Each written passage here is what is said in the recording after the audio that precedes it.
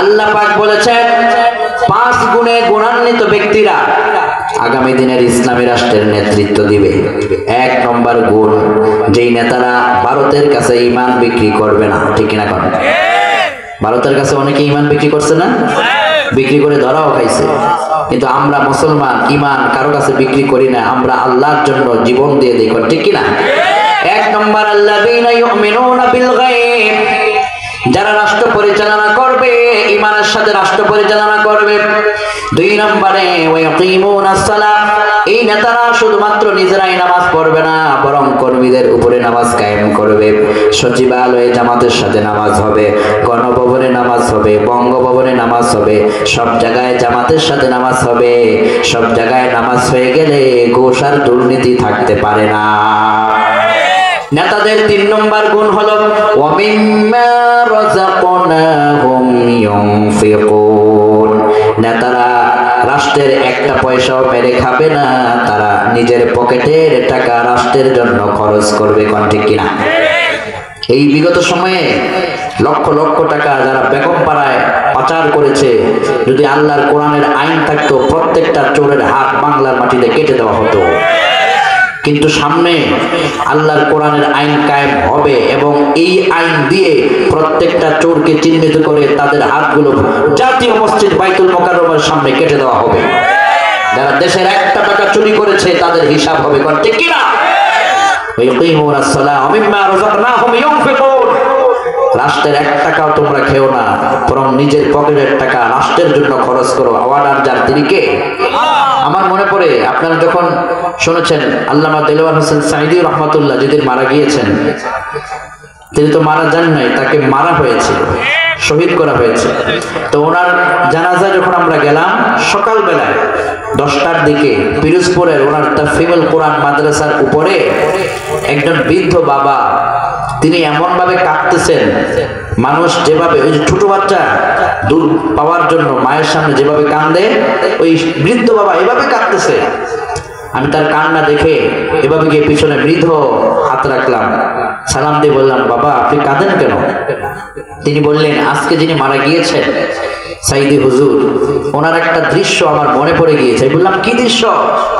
কয়, তিনি যখন জাতীয় সংসদের সম্মানিত মেম্বার অফ পার্লামেন্ট, তখন ওনার এই অফিসে তাফহিমুল কোরআন মাদ্রাসার অফিসে উনি বসা, দূর থেকে একজন বাবা এসছেন, গরিব মেয়ের বিয়ে হবে, মেয়ের বিয়েতে উনি কিছু খরচ করবে, টাকা নাই। হুজুরের কাছে এসে বলছে, হুজুর মেয়েটার তো বিয়ে ঠিক হয়েছে, 3 তারিখ, আপনার দাওয়াত, আর যদি একটু সহযোগিতা করতেন। হুজুর তখন পিএসকে বললেন যে তুমি এই মেয়ের বাবার বিয়ের যে খরচ ওটা দিয়ে দাও। পিএস কে, হুজুর আপনি গত দিনেই তো আপনার যত অনুদান ছিল সব দিয়ে দিয়েছেন, আমাদের এখন ফান্ডে আর 1 টাকাও নাই। সাথে সাথে আল্লামা সাঈদী চেয়ার থেকে দাঁড়াইয়া পকেটে হাত দিয়া কয়, গত রাত্রে যে মাহফিল করেছিলাম সব হাদিয়া আমি এই মেয়ের বিয়েতে আমি দান করে দিলাম। নেতা তো তাকে বলে যে নিজের পকেটের টাকা জনগণের জন্য খরচ করে। কোন ঠিক কিনা?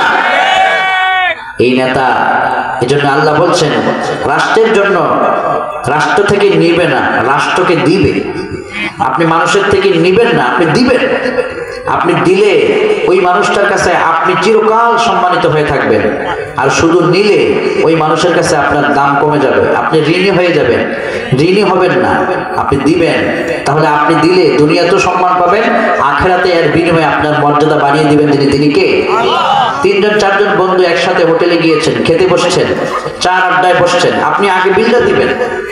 আপনি 10 জনের 10 টাকা করে হলে 40 টাকার বিলটা আপনি দিয়ে দিবেন, আপনি 4 জনের বিলটা আপনি দিয়ে দিবেন। দেখবেন এই বন্ধুরা একদিন যখন আপনি মরে যাবেন, সর্বপ্রথম মনে করবে যে দোস্ত খুব ভালো ছিল, সে সবার আগে বিল দিয়ে দিত, তার কাছে টাকা না থাকলেও সে হৃদয়টা অনুপ্রাণিত ছিল। এরকম মানুষের জন্য যারা খরচ করে, তাদের জন্য তাদের হৃদয়ে, মানুষের মনে আল্লাহর ভালোবাসা, মহাব্বত, শ্রদ্ধা জাগ্রত করে দেন। তিনি কে? এই জন্য নেতাদের 3 নম্বর গুণ, রাষ্ট্র থেকে চুরি করবে না, বরং পকেটের টাকা দিয়ে রাষ্ট্রের মেরামত করবে। নেতাদের 4 নম্বর গুণ হবে ওয়াল্লাযীনা ইউমিনুনা বিমা উনজিলা ইলাইকা ওয়া মা উনজিলা মিন ক্বাবলিক। এই নেতা রাষ্ট্র পরিচালনার সময় শেক্সপিয়রের গল্প পড়ে রাষ্ট্র পরিচালনা করবে না, আলবার্ট আইনস্টাইনের জীবনী দিয়ে রাষ্ট্র পরিচালনা করবে না, বায়োলজি দিয়ে নয়, ফিজিক্স দিয়ে নয়, কেমিস্ট্রি দিয়ে নয়। সে রাষ্ট্র চালাতে গিয়ে আল্লাহর কোরআনকে ফলো করবে, কোন ঠিক কিনা? নেতার গুণ থাকবে এটা, রাষ্ট্র পরিচালনা করতে গিয়ে সে কোরআন পড়বে।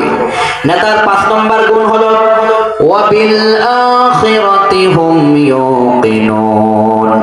নেতা সারাদিন জনগণের জন্য জনসংযোগ করবে, কর্মী সেবা করবে, মানুষের সেবা করবে, রাষ্ট্রের সেবা করবে। আর রাতের বেলায় এই নেতা তাহাজ্জুদের ঘরে আল্লাহর ভয়ে কাঁদবে। সত্যিকার অর্থে এমন নেতা যারা পাবে তাদের হাত ধরে বাংলার মাটিতে শান্তি দিবেন যিনি, তিনি কে? যে নেতা, একটু নিচ থেকে ভাবুন, যে নেতা দিনের বেলায় মানুষের সেবা করে, জনসংযোগ করে, রাতে আবার তাহাজ্জুদ পড়ে কান্দে, এমন নেতার হাতে দেশ নিরাপদ। এমন নেতার হাতে দেশের মানুষ নিরাপদ, দেশের জনগণ নিরাপদ, কোন ঠিক কিনা? এই জন্য নেতাদের এরকম গুণ লাগবে। যে নেতারা আলেমদেরকে ভালোবাসে এরকম নেতা নির্বাচন করতে হবে, কোন ঠিক কিনা? আমরা দোয়া করছি আমাদের আগামীর বাংলাদেশে যারা সৎ, যোগ্য, আলহামদুলিল্লাহ, আল্লাহ যেন তাদের নেতৃত্বে আল্লাহর কোরআন